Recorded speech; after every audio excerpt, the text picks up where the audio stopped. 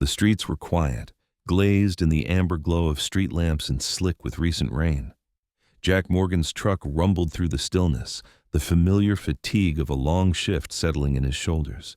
He reached to adjust the dial on the radio, something soft and slow to accompany the drive home, when a flicker in the distance pulled his eyes upward. Smoke. Not the drifting kind from chimneys or grills. This was dense, fast-moving, backlit by a pulsing orange glow that didn't belong in the skite. Jack's breath caught, instinct overriding exhaustion in an instant. He turned off the music and squinted ahead. The horizon, once calm, was lit with chaos. He pressed harder on the gas, the dashboard lights reflecting in his eyes. As he crested the hill, the source came into view, a 3-story apartment building, flames licking out of the top floor, windows blown, shadows flailing behind them. Sirens hadn't arrived yet. People were in the street shouting, gesturing, some filming with their phones, but no one was going in. Jack didn't remember throwing the truck into park. He was out and moving before the engine even faded. No turnout gear, no backup, no plan, just years of training humming in his blood.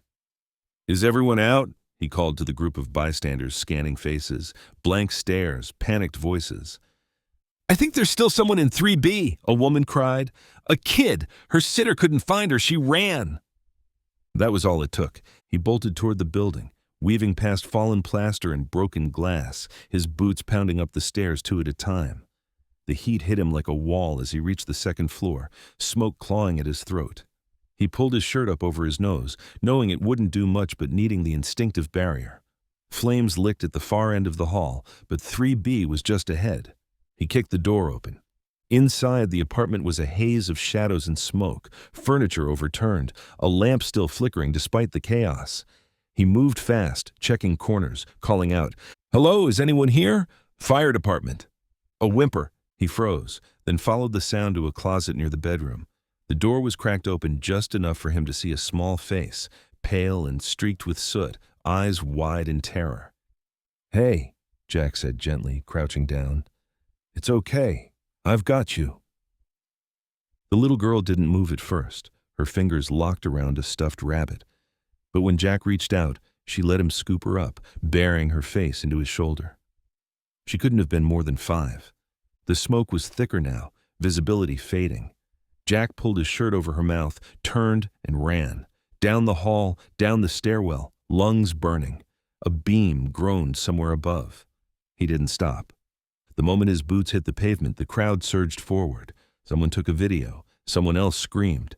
Jack kept walking until he was clear, until he was sure the girl could breathe. Then he knelt down, still holding her, and looked into her eyes. "You're safe now," he said. She coughed once, eyes glassy, and whispered, "Thank you." And before the paramedics whisked her away, Jack felt something strange stir in his chest, like the start of a story he hadn't meant to write. The smoke was alive, thick, angry, clawing at Jack's skin as he pushed forward through the heat. His eyes stung, every breath scraped like sandpaper against his throat. The crackle of fire was everywhere, a deafening chorus of destruction, punctuated by the groan of bending metal and splintering wood. Flames licked down the hallway like grasping fingers, and every instinct screamed for him to turn back. But he didn't. 3B. That was the apartment they'd said. He counted doors through the smoke, ducking low as the heat intensified.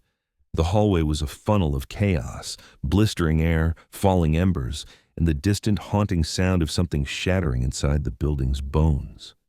Jack reached the right door and tried the handle. Locked. He didn't hesitate. One boot to the center, hard and fast. The frame splintered and the door flew inward with a crash. The heat inside the apartment was worse, oppressive and close. Curtains were burning. The coffee table had already gone to cinders. Flames danced along the far wall, greedy and fast, chasing the oxygen he'd just let in. He moved quickly, scanning for movement, listening. "Fire department!" he shouted, voice ragged. "Is anyone here?" Silence. Then a cough, sharp, shallow, muffled. He followed the sound, moving toward the back, heart thudding harder with every step. The bedroom was mostly intact, smoke-filled but not yet swallowed by flames. The bed was empty, toys scattered on the floor, a book open on the nightstand, but in the far corner, near the closet. Another cough, softer. Jack crossed the room in 3 long strides and yanked the closet door open. She was there. Maybe 5. Barefoot, trembling, face streaked with soot. Her hair clung to her damp forehead. A small, stuffed bunny was clutched tightly in her arms, ears frayed, one eye missing. She didn't scream, didn't move, just stared at him, frozen. Jack crouched low, dropping his voice. "Hey," he said gently. "It's okay. I'm here to help." She blinked, eyes wide with fear. "My name's Jack. I'm a firefighter. We're going to get out of here, okay?" She nodded just once. That was all he needed. He reached in and scooped her into his arms, careful not to dislodge the bunny she refused to let go. She weighed almost nothing, all bones and nerves and smoke. The moment they turned, the ceiling behind them gave a warning groan. Jack didn't wait to see what came next. He bolted, retracing his path through the haze. The fire had grown, faster than expected. The hallway was closing in, walls blackened and shuddering under the heat. He lowered his shoulder and ran. A ceiling tile dropped, brushing his back. The girl whimpered, but didn't scream. Her tiny hand gripped his collar now, hanging on for life. Down the stairs, 2 at a time. The railing was hot to the touch. Smoke poured in from every angle. He could hear the engines outside now, the distant wail of backup he didn't have time to wait for. But at last the door. He slammed through it like a battering ram, emerging into the cold night air with the child cradled to his chest. People rushed forward, voices, flashing lights, the smell of scorched fabric and wet concrete. He dropped to his knees on the grass, lungs burning, arms locked around her small frame. A medic was already beside him, gently prying her from his grip. She looked up at him then, eyes rimmed with ash but clear and locked on his. "You're really real," she whispered. Jack nodded, voice too raw to reply. And for just a moment, in the chaos of it all, he felt something shift, like the world had tilted, and he was standing at the edge of a story he didn't know he'd been written into. The night was chaos. Blue and red lights strobed against smoke-streaked skies as sirens screamed down the block, echoing through the still-burning wreckage of the apartment building. The heat of the fire still radiated outward, but the worst of the flames had been pushed back, thanks to the arriving engines and the rhythm of practiced response. Jack knelt on the patchy grass just beyond the front sidewalk, breathing hard, one hand braced against the damp earth to steady himself. The little girl was still in his arms, her cheek pressed against his shoulder, the soot from her face staining the front of his jacket. Her fingers gripped his shirt like she was afraid he might vanish if she let go. He could feel her shaking, silent tremors that moved through her body like aftershocks. She hadn't spoken since they'd escaped, hadn't cried, just clung to him like he was the last stable thing in a world that had turned to fire. A paramedic approached, her voice brisk but gentle. "Sir, we need to take her now." Jack looked at the little girl. Her eyes were open again, wide and searching, the whites tinged red from smoke.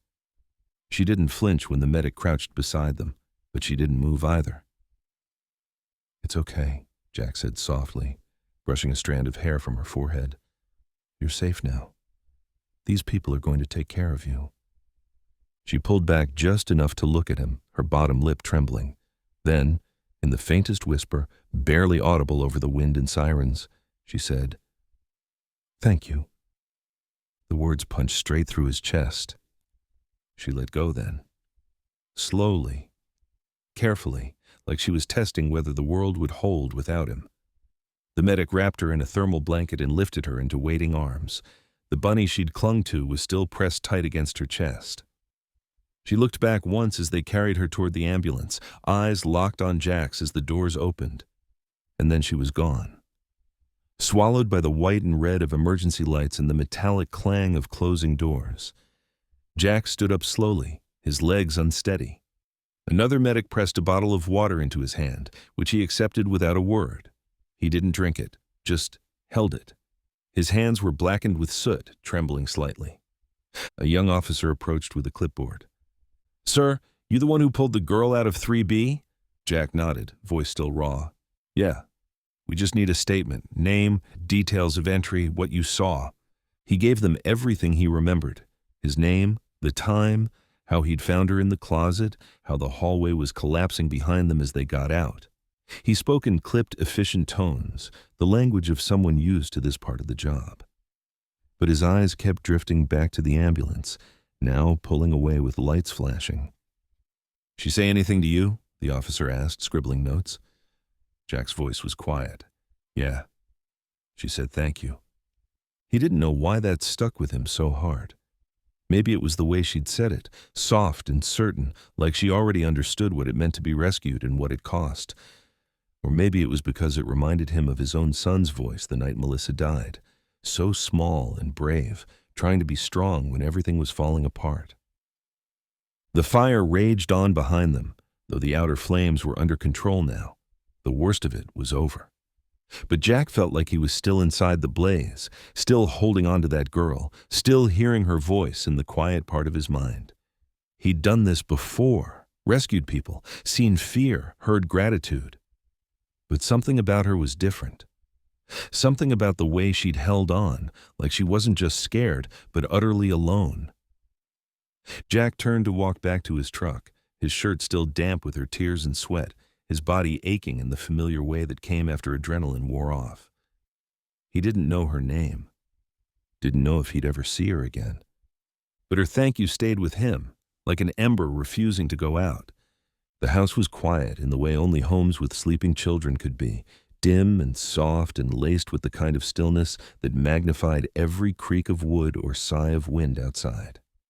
Jack sat at the kitchen table, elbows resting on the scarred surface, hands wrapped around a mug of coffee he hadn't touched in over an hour. The clock on the wall ticked steadily toward 2:00 a.m., indifferent to the fact that he hadn't even tried to lie down. The rescue replayed itself on loop behind his eyes. The heat, the smoke, the girl, her eyes. They'd been so wide and searching, not just afraid, but pleading, as if she wasn't sure whether he was real or just something her mind had invented in a moment of desperation. And then her voice, barely more than a breath, thanking him as if the words had been waiting her whole life for someone to carry her out of that fire. Jack exhaled slowly, pressing the heel of his hand to his brow. Upstairs, Owen was asleep, probably sprawled sideways across his bed, covers half kicked off like always. Jack had peeked in earlier, after coming home just to watch him breathe. It was something he still did, sometimes without even realizing it, since Melissa. He stared at the mug in front of him. The coffee had gone cold. He didn't care. Melissa used to call nights like this echoes. Little collisions between lives, she'd say, when the universe folds two timelines just enough to let them brush. You don't always notice them, she'd told him once, curled up beside him on their old couch, long before the word widower became part of his story. But every so often you get pulled into someone else's orbit for a reason. She would have known what to say to the girl. Would have known how to talk her down from panic, how to make her feel safe. Melissa had a gift for people in crisis, gentle and fierce all at once.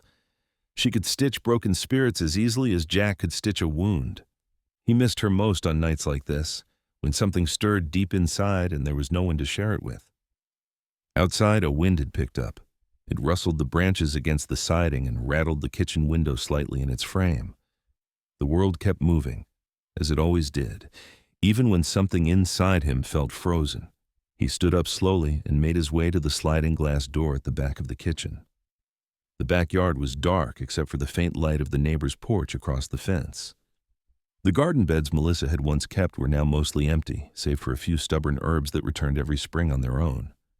He hadn't had the heart to plant anything else. The soil felt like it belonged to her.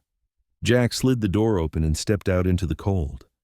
He welcomed the bite of it against his skin, something real, grounding. He folded his arms and stared up at the sky. He didn't know the little girl's name. Didn't know where she'd go after the hospital, or if she'd even remember him in a week. But she had left a mark. Not the kind that faded with time, but one that etched itself into a place deeper than memory. Something Melissa might have called a tether.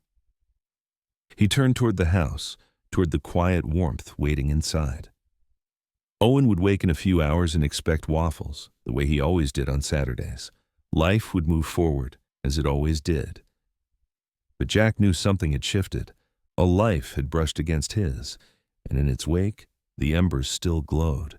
The smell of smoke was still in Jack's hair when he woke up late the next morning, long past his usual time. The sun had already pushed its way through the blinds, casting slanted stripes across the foot of his bed. Owen's voice echoed faintly from downstairs, probably narrating something to the dog or his cereal. Jack rolled onto his back, blinking away the fog of restless sleep.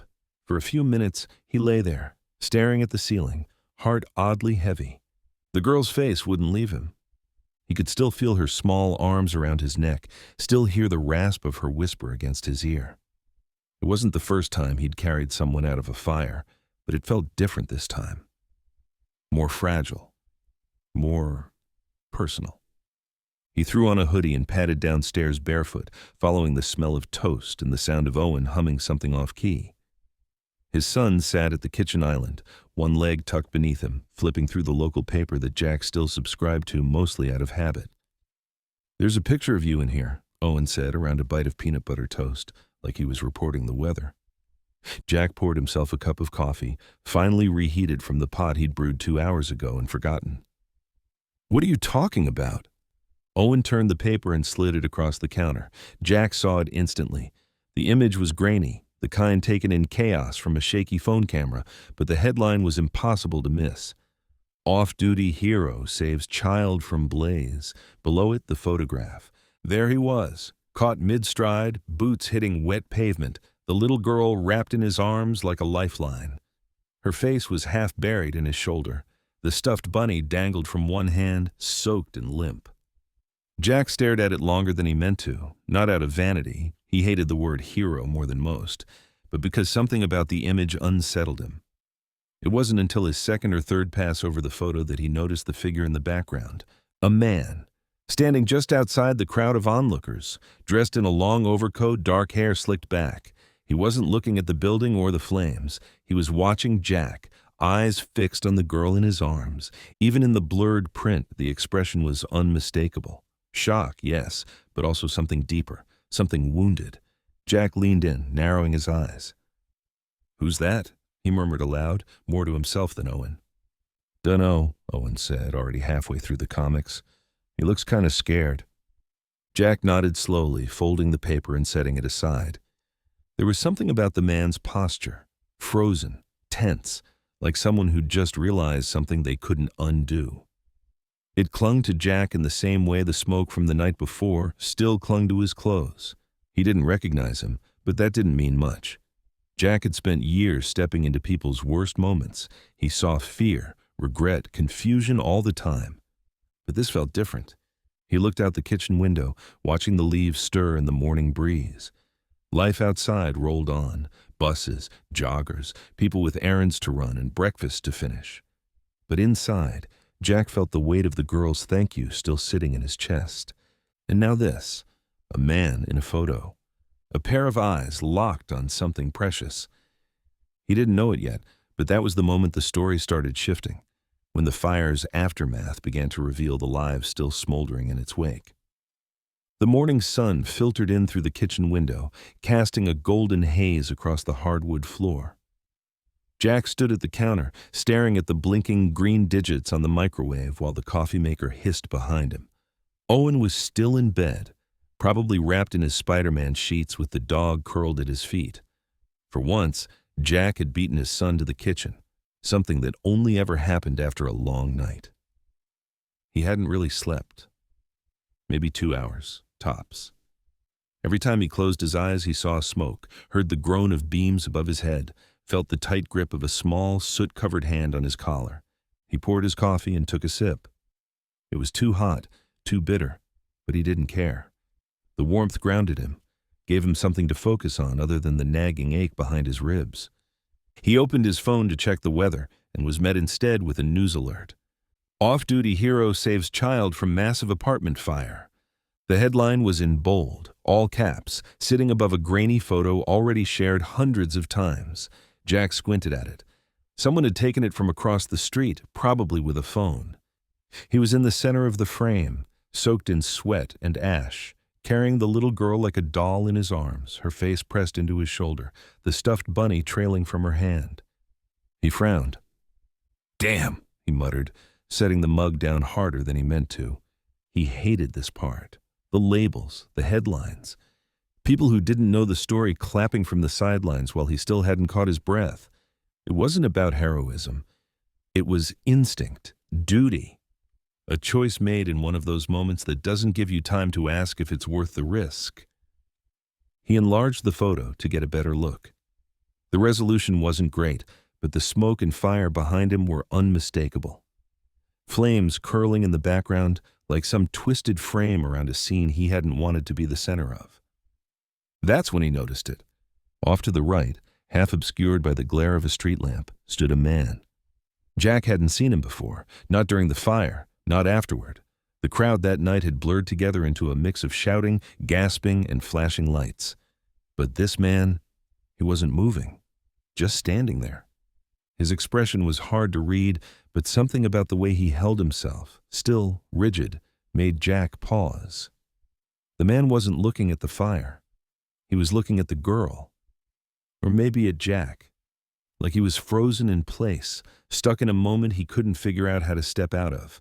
Dark coat, expensive looking, hands clenched at his sides, face pale and drawn, even in low resolution. Jack zoomed in further, trying to sharpen the image with his thumb.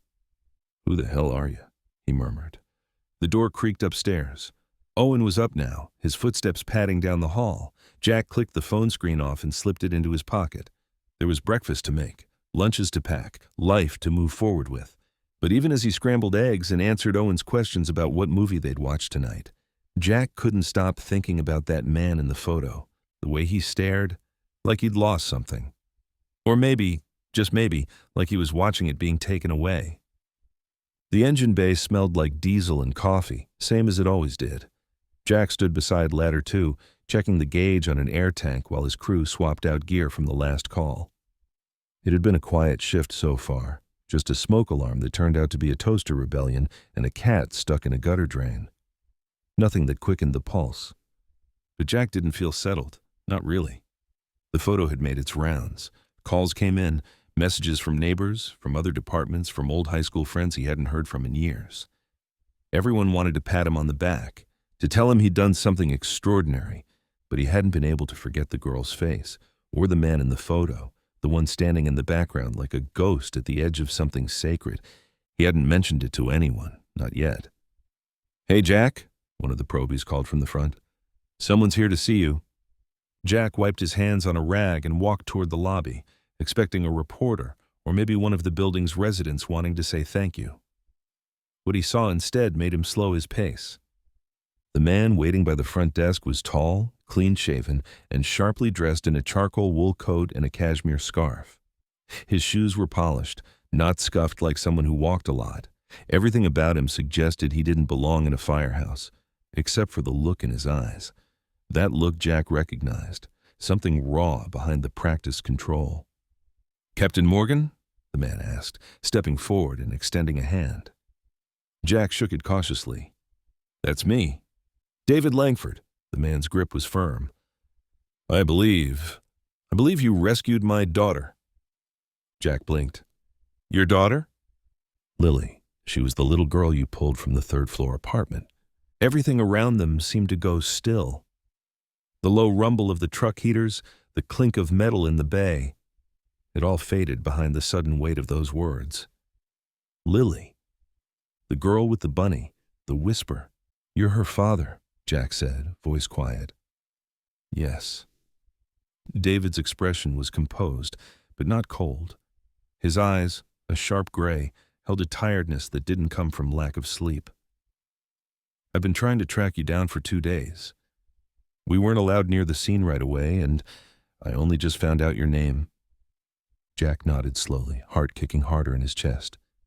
"Is she okay?" "She's stable. A little smoke inhalation, some minor burns on her hands, but the doctors say she'll be fine." David paused, exhaling. "Because of you." Jack didn't know what to say. He'd had parents thank him before, tearful, grateful, sometimes overwhelmed. But this was different. This wasn't just relief in David's voice. It was something closer to guilt. "I didn't even know she was home," David added, quieter now. I was out of town for a charity event. The sitter. He trailed off, jaw tight. She panicked, left Lily inside. When I got there, the building was already surrounded. Jack looked at him for a long moment. I'm glad I was there. David nodded. I wanted to thank you in person. I know you don't do this for recognition, but you saved her life. If there's anything you ever need, anything, I owe you more than I can put into words. Jack wasn't used to gratitude wrapped in $1,000 wool. He didn't know what to do with it. She's a brave kid, he said finally. She didn't cry once. David looked away, blinking hard. She gets that from her mother. The silence between them settled, weighty and unresolved. Jack still didn't fully understand why this man standing before him, the one from the photo he now realized, felt familiar, or why his presence stirred something uneasy in Jack's chest. But he had a feeling the story wasn't finished. Not yet. The firehouse kitchen was empty except for the low hum of the refrigerator and the steady tick of the clock on the wall. Jack sat across from David Langford at the small round table, both of them nursing mugs of black coffee. The edges of David's coat were damp from the snow outside, but he hadn't removed it. He sat stiffly, hands wrapped around the ceramic cup like he wasn't sure what to do with them. Jack had offered him a seat out of habit, but now that they were sitting here, face to face, the silence between them felt thick, like the air before a storm. I saw the photo, David said at last. The one of you carrying her. Jack nodded slightly. Didn't know anyone was watching. I was, David said. His voice was quiet, controlled. I'd just arrived. The street was blocked off by then. Fire engines already in place, people shouting. The whole scene was chaos. He paused and looked down at the mug, his thumbs brushing the rim. I got out of the car and saw the smoke. I remember thinking that it wasn't real, that someone else's building was burning. Someone else's child might still be inside. Jack didn't say anything. Sometimes people needed the space to unload the parts of the story that hurt the most. David exhaled. Then I saw you, coming through the smoke, holding Lily. His voice cracked just slightly. She looked so small. She was brave, Jack said. Didn't scream, didn't fight, just held on. David gave a short, bitter laugh.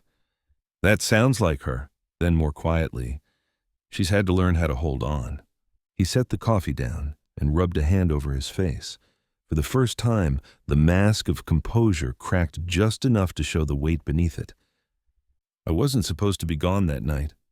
The charity event was a last-minute thing, some black-tie gala in D.C.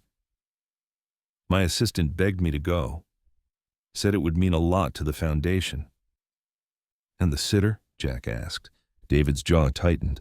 A college student, highly recommended. Lily liked her, but when the alarms went off, she panicked. She got out, left my daughter behind.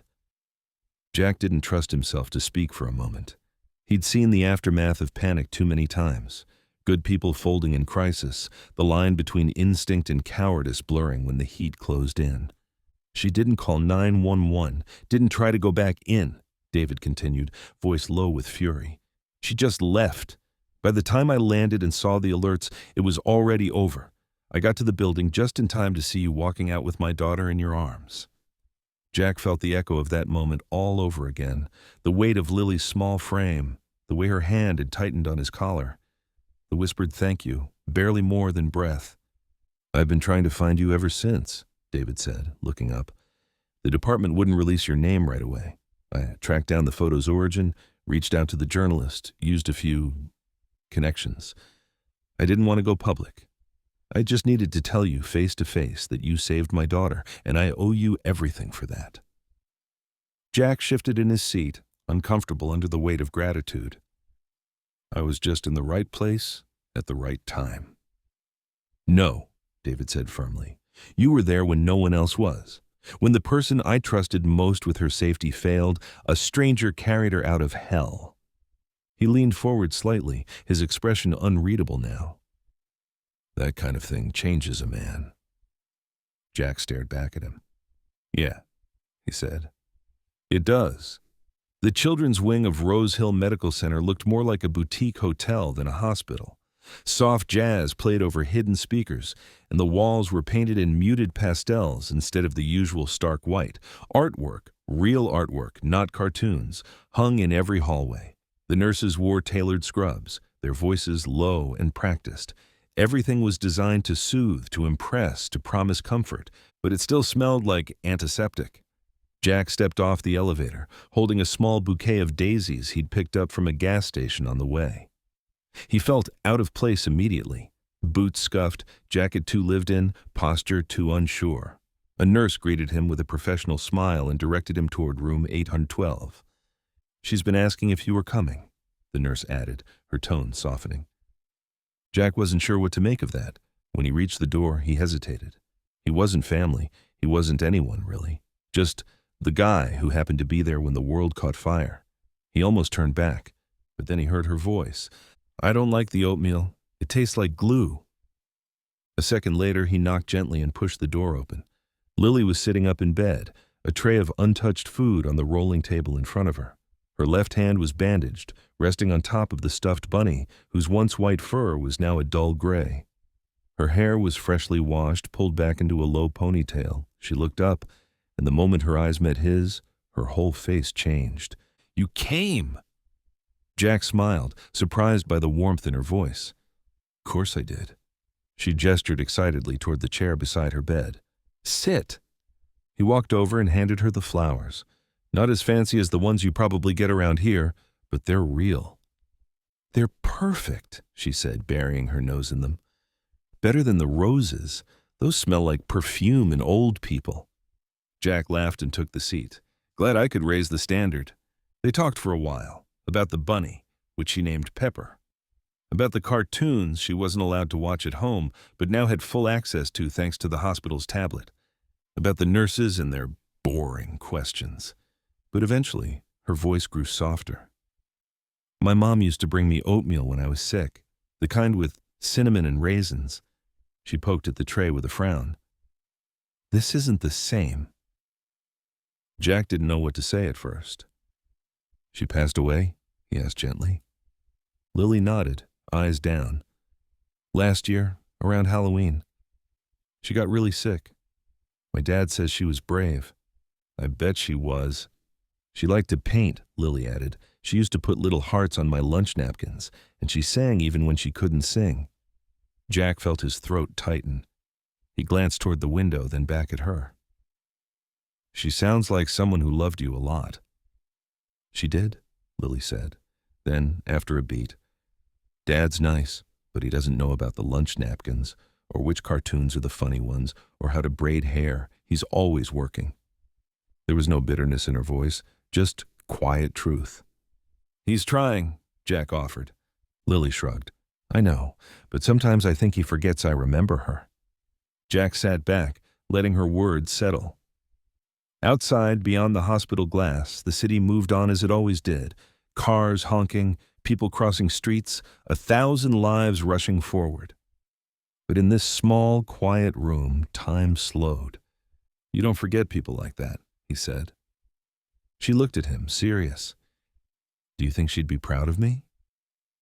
Jack leaned forward. "I know she would." Lily smiled, small and tired and real. And for the first time since stepping into the hospital, Jack didn't feel like a stranger. The driveway wound like a ribbon through meticulously landscaped grounds, past a marble fountain and beds of manicured hydrangeas arranged in surgical symmetry. Jack's truck looked painfully out of place as he pulled up beside a row of sleek black sedans. He glanced at Owen in the passenger seat, who stared wide-eyed at the house beyond the trees. It wasn't a house, not really. It was an estate. 3 stories of stone and glass flanked by balconies, with ivy trailing up one side as if even nature had to earn its place here. The front door opened before Jack had even killed the engine. David stood waiting at the top of the stairs, dressed in a navy blazer, no tie, hands folded in front of him like he was hosting a corporate merger instead of a casual lunch. "Jack," he said with a polite nod, "and this must be Owen." Owen looked to Jack for permission before stepping forward. Jack offered a small smile. "Say hi, bud." Hi, Owen mumbled, stuffing his hands into his jacket pockets. David's smile didn't quite reach his eyes. Lily's been looking forward to this. They followed him through the foyer, where polished marble floors clicked under their shoes, and a grand chandelier sparkled above like a frozen waterfall. The walls were lined with art, oil paintings, framed sketches, abstract pieces that looked expensive but uninviting. Everything gleamed, everything was curated, but it didn't feel lived in. In the back, the house opened up to a sweeping garden with tiered stone patios, a koi pond, and a trampoline tucked discreetly near the hedges. Lily sat cross-legged at a wrought iron table, a juice box in one hand and a small pile of goldfish crackers in the other. The moment she saw Jack, she lit up. "Jack!" she called, jumping to her feet. "You came!" He barely had time to open his arms before she launched into them. He caught her easily, her head resting briefly on his shoulder. "And you brought a kid," she said, turning to Owen. "Do you like trampolines?" Owen blinked. "Yeah. Come on." She grabbed his hand without hesitation and pulled him toward the garden. Jack and David were left behind, watching them go. "Lily doesn't usually warm up to people that quickly," David said. "She's a good judge of character," Jack replied, eyes still on the kids. David motioned to the table. "Lunch will be out shortly. Would you like something to drink?" Jack shook his head. "I'm good." They sat in silence for a few moments, the laughter of the children carrying across the lawn. Lily had coaxed Owen onto the trampoline, and the two of them were now bouncing in awkward, joyful chaos. Jack couldn't help smiling. Owen rarely let loose like that with anyone who wasn't from their tiny circle, but something about Lily's energy pulled people in. David didn't smile. He just watched, expression unreadable. "I suppose I imagined this going differently," he said after a while. Jack turned to him. "How so?" "I thought I'd invite you here, thank you properly, give my daughter some closure, and that would be it." Jack raised an eyebrow. "You think this is closure?" David hesitated. "I don't know what this is." They watched as Lily tripped and fell onto the trampoline, laughing breathlessly while Owen offered her a hand. Jack felt something shift in the air, something that didn't belong to wealth or gratitude or obligation. It felt like the beginning of something else entirely. "Neither do I," Jack admitted. "But maybe that's okay."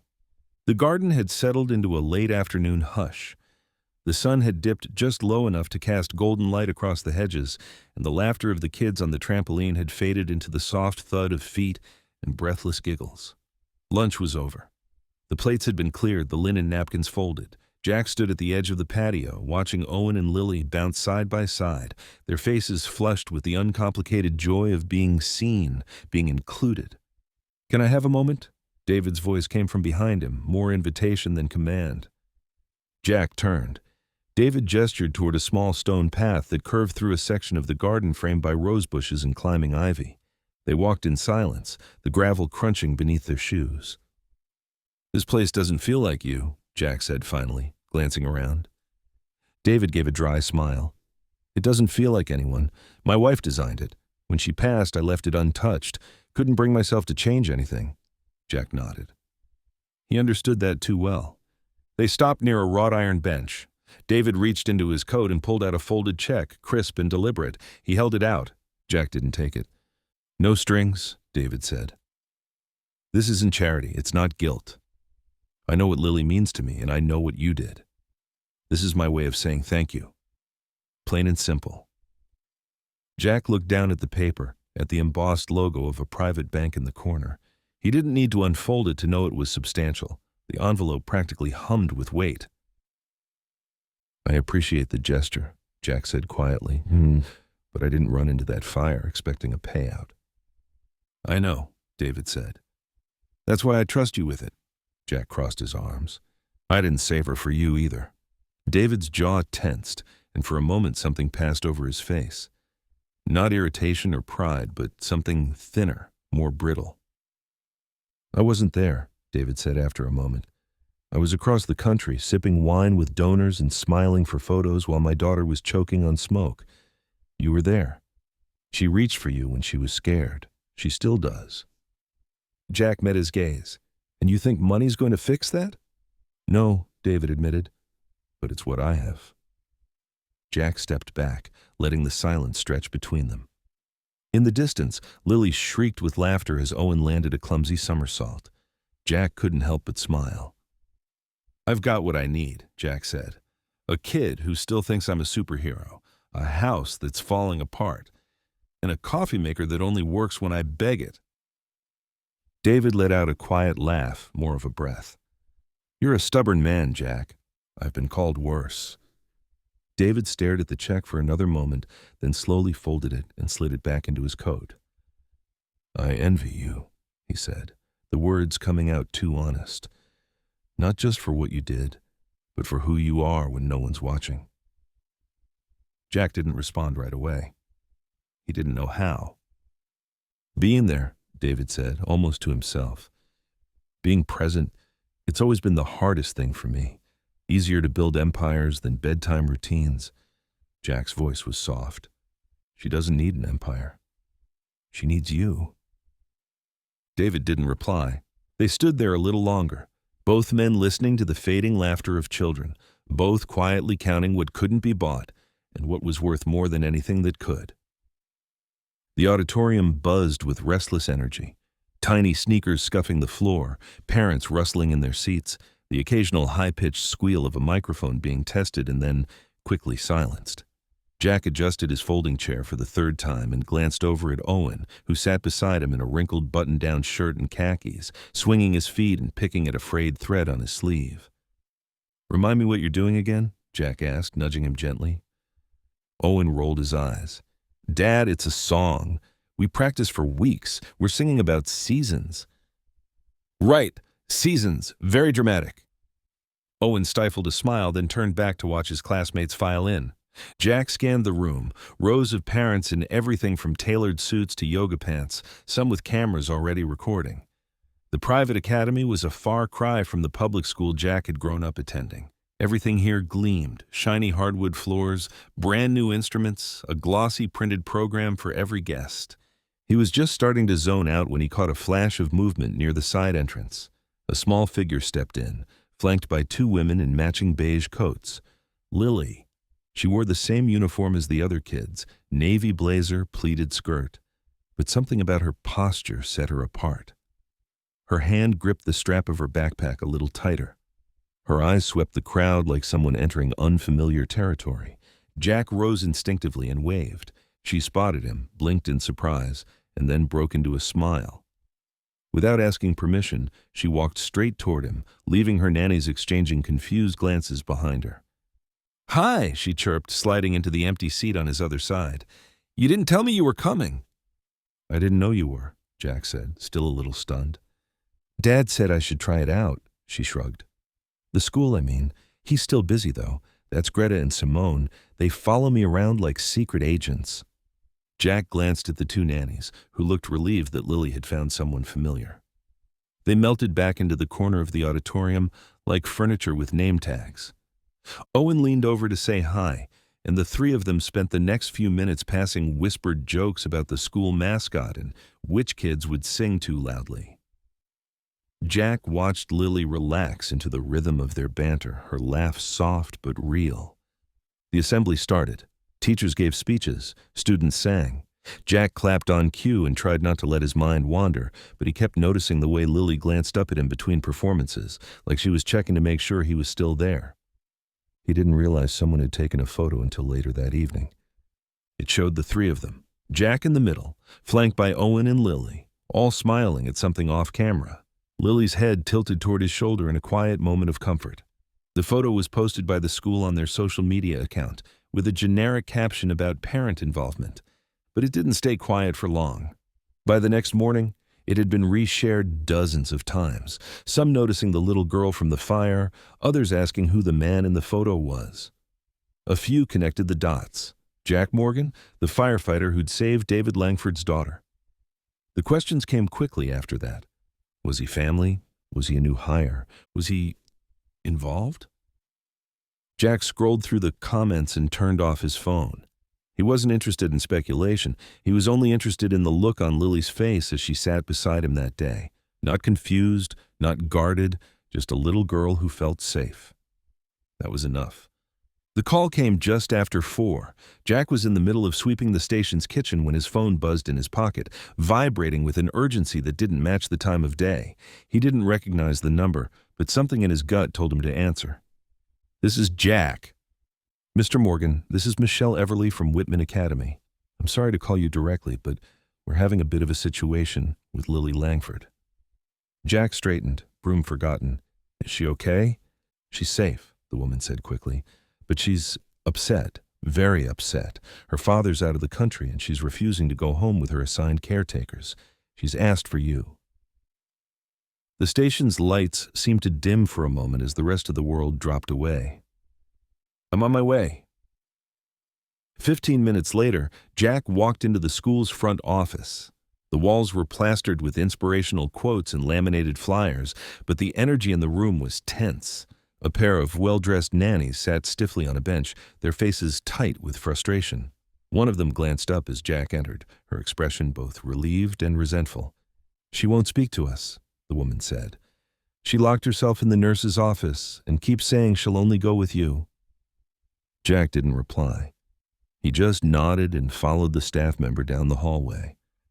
He found Lily curled up on the tiny cot in the nurse's office, knees drawn to her chest, her face blotchy from crying. Her uniform was rumpled, her backpack tossed on the floor. She looked small again, like the girl in the burning building, not the confident kid who'd bounced on a trampoline with Owen weeks earlier. She saw him and sat up quickly, wiping her face with the sleeve of her sweater. "I'm sorry," she whispered. "I didn't know who else to call." "You did the right thing," Jack said softly. "Come on, let's get out of here." He didn't ask what had happened, not yet. He just helped her gather her things, nodded politely to the nannies who tried to protest, and walked her out into the cool evening air. That night, Lily curled up on the spare cot in the firehouse bunk room. The hum of the vending machine in the hallway served as a lullaby, and she clutched Owen's backup teddy bear like it was made of gold. Jack sat nearby, a warm cup of cocoa in her hands, her voice small as she explained. "They were talking about my mom," she said. "At school, a project about family. Everyone had pictures, stories. I didn't know what to bring." She stared down at the mug. "I miss her, and I don't know where I belong anymore." Jack's heart cracked a little. "You belong wherever you feel safe," he said. "Right now, that can be here." She nodded, not crying anymore, just quiet, spent. By the time she drifted off to sleep, Jack had pulled an extra blanket over her and turned off the lights, leaving just the faint glow of the hallway to spill into the room. He didn't hear the door to the station open an hour later. Didn't hear the hurried footsteps on the tile. David Langford stood in the doorway of the bunk room, his coat still dusted with snow from the tarmac.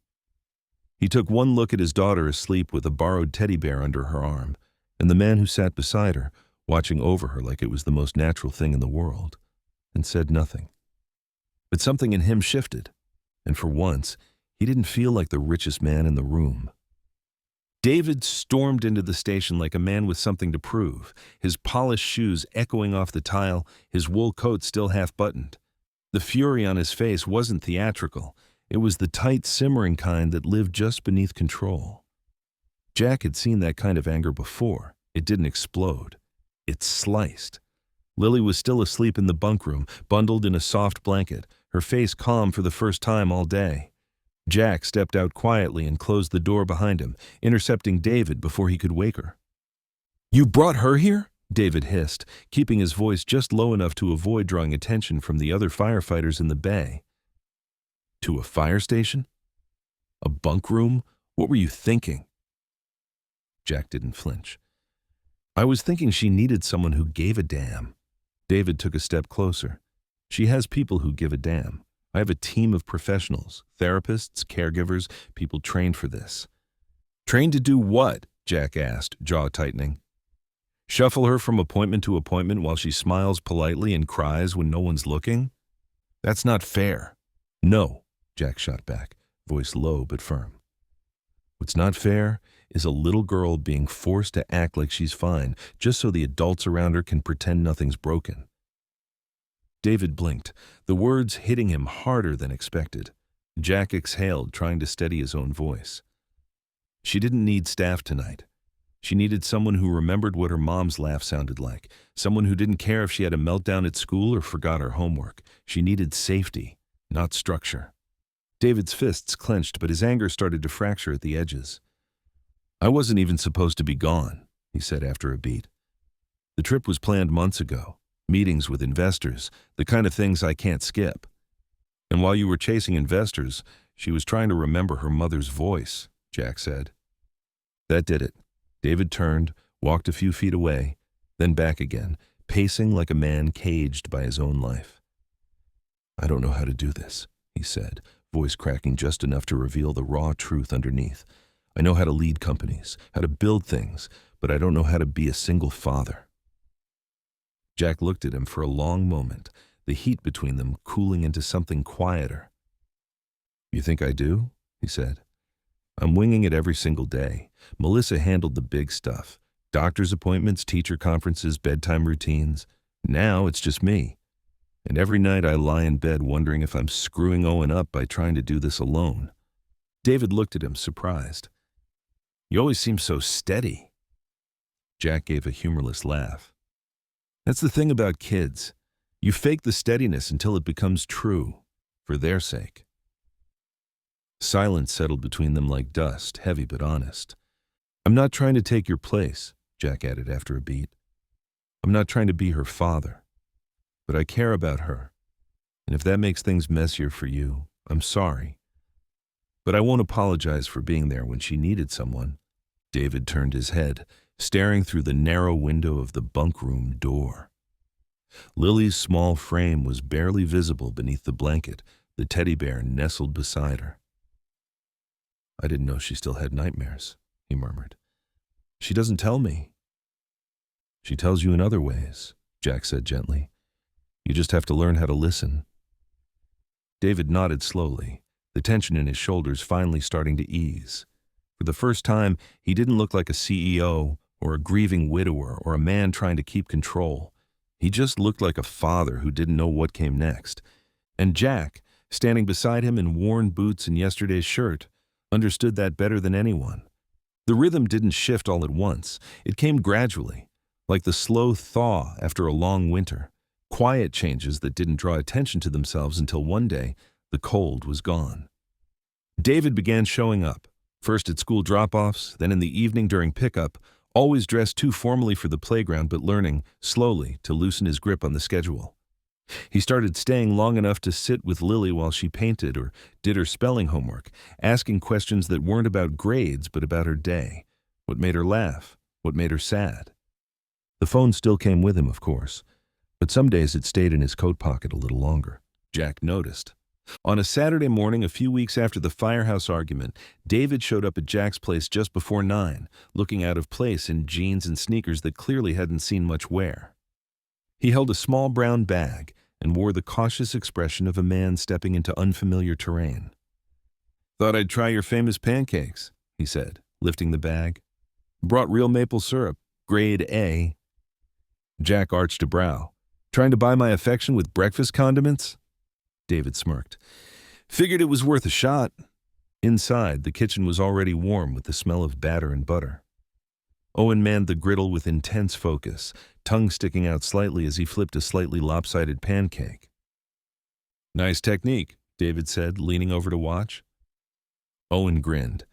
"Dad says the trick is to wait until the bubbles pop before flipping." "I'll remember that." They sat down together, Jack, David, Owen, and Lily, who had shown up with a sketch pad and a wild morning's worth of bedhead. There was no agenda, no script, just pancakes, juice, syrup, and the gentle clatter of forks and laughter. Jack watched the way Lily leaned into her father without hesitation now, how David rested a hand on her shoulder instinctively. It wasn't perfect, but it was real. And that was enough. In the weeks that followed, David began showing up more. Sometimes at the garden, Jack had started to rebuild in the backyard, where Lily and Owen helped him plant tulip bulbs and marigolds. Other times at the small-town library, where Lily insisted on checking out books with illustrated covers and refusing anything labeled for early readers. One Friday night, Jack found David and Lily on the couch in the firehouse lounge, reading a bedtime story aloud together, something about dragons and missing socks. David's voice was awkward, almost too formal, but Lily corrected him patiently every time he skipped a line. Afterward, David lingered in the kitchen. She used to ask for her mom every night, he said, eyes on the floor. Now she just asks if you and Owen are coming this weekend. Jack didn't know what to say to that. He didn't need to. There was something unspoken between them now. Not friendship, not exactly, but something steady. Mutual respect. A recognition that both men, for all their differences, were trying to rebuild something from the rubble. Trying to be enough, not perfect, just present. And in the world they now shared, that was the most anyone could ask. The spring fair was everything it promised to be. Loud, colorful, a little sticky, and entirely too crowded. Music drifted over the fields from a local high school band, mingling with the sense of popcorn, funnel cake, and grass, just starting to remember what it meant to be green again. Kids darted between booths with painted faces, clutching balloon animals and dripping ice cream cones. Parents trailed behind, some smiling, some exhausted, most a little of both. Jack stood still in the middle of it all, one hand in Lily's and the other holding a plastic cup of lemonade that had long since gone warm. Owen walked a few paces ahead, cotton candy in one hand, the other waving dramatically as he explained something about the Ferris wheel to a girl from his class. His voice, loud and animated, cut through the fairground din. Lily squeezed Jack's hand a little tighter, grounding him in the moment. On her other side, David walked with quiet attentiveness, his sleeves rolled to his elbows, sunglasses tucked into the collar of his shirt. He didn't seem like a man used to standing still. And yet, here he was, matching Lily's pace, not checking his phone, not deferring to anyone else. They looked like a family, not in the conventional way, not in a way that made sense on paper, but in the way that mattered. Jack watched Owen laugh and Lily smile, and felt the warmth of both their small worlds orbiting around him, not pulled by gravity, but by choice. It struck him how it all began. A moment. A decision made not out of calculation, but instinct. He hadn't known her name when he ran into that burning building. He hadn't known there was a father halfway across the country on a plane. He hadn't known that the girl clinging to her bunny in the smoke would one day walk beside him at a county fair, holding his hand like it belonged to her. He hadn't known that saving her would unearth so much in himself. Grief he hadn't fully faced, fears about being enough for Owen, the ache of missing Melissa not just as a partner, but as a compass. And yet, here he was, whole, in a way he hadn't been since the world cracked open beneath him. He glanced sideways at David, who was watching Lily with a soft, unguarded smile. They were two men who had nothing in common except this. They had both lost something that once anchored them, and now, in the slow work of showing up, they were building something new. Not perfect, not polished, but real. Jack shifted his lemonade to the other hand and let his fingers tighten gently around Lily's. She looked up at him and grinned. "Can we go on the swings next?" "Only if you promise not to launch into space," he said. "No promises," she said, skipping ahead. David chuckled quietly. Jack met his eyes, and they shared a look that needed no words. Two men, two kids, one unexpected thread pulling them forward. Jack watched as Lily reached for Owen's hand and the two children dashed toward the line for the swings. The sun was beginning to dip, casting gold across the fairgrounds. Laughter rang out from the rides. Somewhere in the distance, a bubble popped. It wasn't a clean story. It didn't tie up in a bow, but it didn't have to. It was enough to stand in the middle of the noise and color and motion, knowing that what had once been broken was now becoming whole, not all at once, not without cracks, but beautifully, steadily, one step at a time.